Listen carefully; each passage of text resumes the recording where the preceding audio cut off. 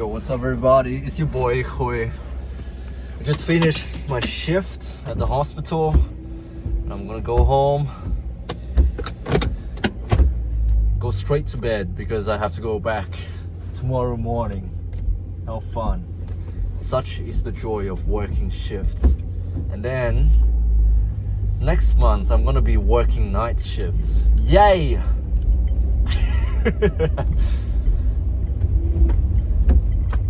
It's not that bad, guys. It's actually not that bad. I'm gonna age 10 years in 1 year, but whatever. Such is the joy of life. It gives me meaning, you know? And I had a pretty good shift today because we had a good team. We had a good crew going on tonight. All of my favorite people. And this is the thing with work, guys. You don't have to be friends with every single person. You're not gonna get along with every single person on the unit, and that's okay. You're not gonna get along with every single person in life either. So what makes work any different? And same thing with dating. You're not gonna get along with every single girl that you hang out with, every single girl that you went on a date with. You're not.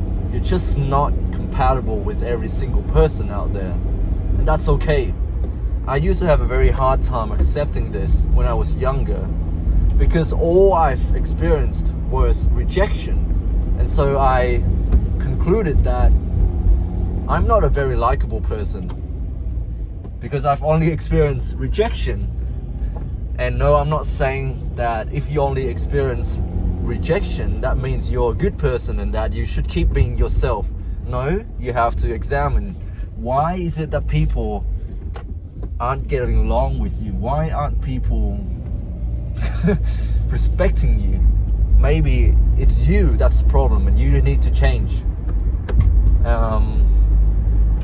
Why was I constantly rejected, or I perceived that I was being rejected back when I was a child?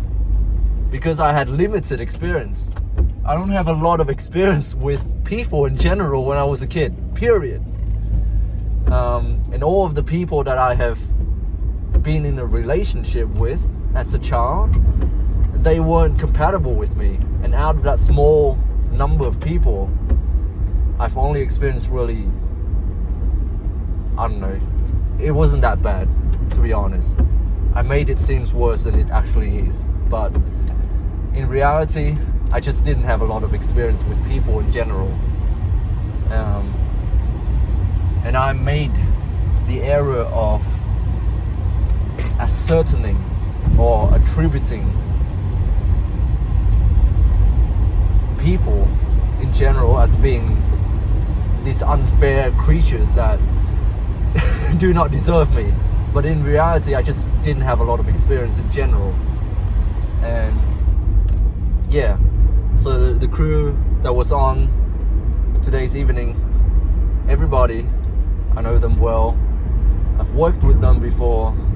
We work well as a team and I really love them. Yeah. And you know, sometimes you do not need to be making new friends. You do not need to be making new connections. You just need to build on the connections that you already had. In general, how many of you really understand your co-workers? How many of you have asked your co-workers this question? What do you value? I mean, it's such a random question to be asking anyone, really. I'll be honest, it's a stupid question. But it tells me so much about my co-workers. What do they value? And just by asking them that, or variations of that question, hey, is this job giving you fulfillment? Do you feel like you're making a difference? What is your heart telling you? What is the next step? What is on your mind? And one of my co-workers who used to be studying with me as well, she expressed to me this. She made a confession that she feels lost. And keep in mind, this woman, she's 20 years my senior. She's someone I would call my auntie, but out of, I don't know, courtesy and respect in my own mother tongue, Vietnamese, I don't call her auntie, I call her sis. Because number one, she looks young. She still has her youthful looks. And that's something I compliment on other women. If they have that, I will compliment them on that. Secondly, because she's my close friend, I don't want to call her auntie. She's my friend, right?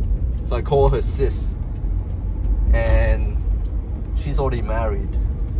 She's like my mom's age, but whatever. I call her sis. And yeah, she was just telling me she's having a midlife crisis sort of thing. She came to this country 10 years ago.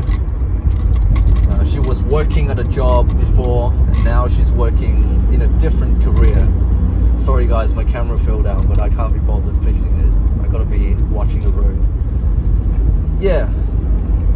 So she feels like after this, after graduating, after working as a nurse in this gig for a few years, she doesn't know where else that she could go. Where else can she develop further? She doesn't have a goal. She just doesn't know what to do next. And I tell her, why should you worry about that? What's wrong with being content where you are? What's wrong with being where you are right now? If you don't feel like you need to do anything, if you don't feel like you need to develop yourself further, what's wrong with maintaining? And I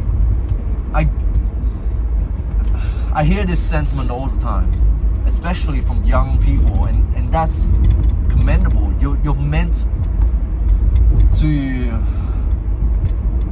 step out of your comfort zone and develop yourself as a person, to grow, continually learning. And you need to take this lifelong learning thing seriously, because if you do not keep on learning, you will become stagnant. You will fall behind with the times. And in a career such as healthcare, it is imperative that you continually develop yourself, continually learning. It's important. You need to be learning forever until the day that you die, because healthcare science is continually developing, and you need to get on with the time, you know.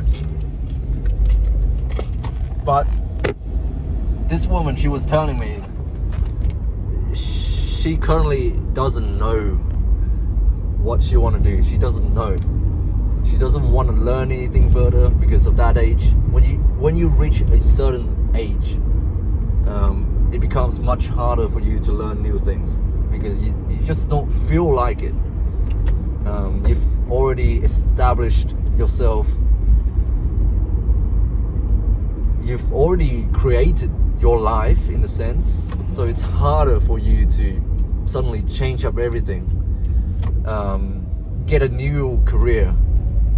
Mind you, there are people out there in their 50s who are still going to university, and I have so much admiration for them.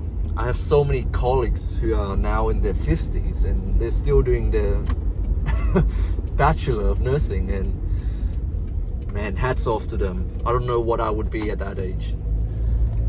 I don't think I would be changing up my career anytime soon. Man, there's a cat on the road. That is scary. Sorry guys, this video is probably gonna be just me rambling on. But yeah, How's your day been, man? I hope your day's been fine.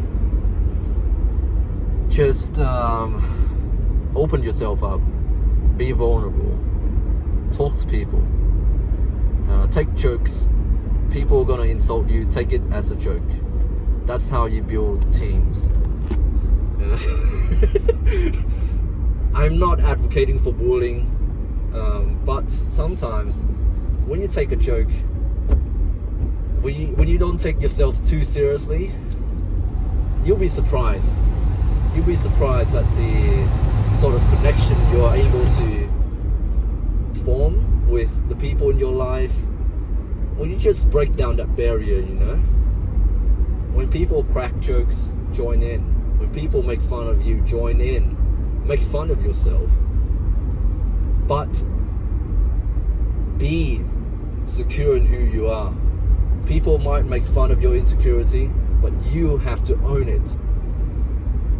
People call me gay all the time because I'm a male nurse. That's fine. I'm secure in my sexuality. I am attracted to women. I have feminine traits. I am caring, compassionate. I love people.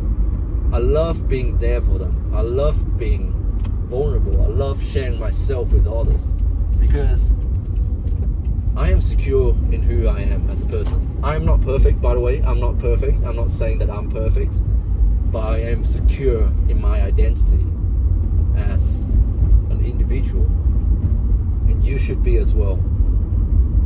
You can call me whatever names you want. You can call me sub 5. You can call me a normie. You can call me an incel. You can call me a manlet, but I'm okay with that. There's nothing wrong with that.